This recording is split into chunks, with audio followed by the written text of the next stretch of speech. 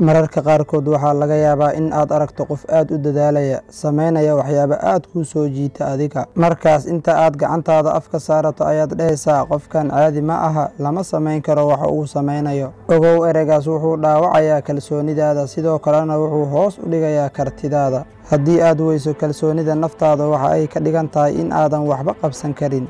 nafsadaada ku qanci in aad tahay ruux adag, awoodna u leh in uu wax qabsado. Ku kalsoonow muuqaaga, ku kalsoonow midabkaaga, ku kalsoonow awooddaada, ku kalsoonow aqoontaada. Ogow ma noqonaysid waxaadan ahayn, sidaa darteed adiga ismuuji. Shaqsiga aan naftiisa ku kalsoonayn waxaa lagu yaqaanaa inta badan wuxuu koobiyeeyaa dadka kale, sida in uu kaga daydo labiska dharka, ma awoodo in uu soo gato dharkiisa, wuxuu kala tashtaa shaqsi uu markaas isleeyahay wuu kaa horeeyaa. Haddii aadan ka faa'iidaysan awoodda Allah ku siiyey, waxaad luminaysaa kalsoonidaadii qofeed.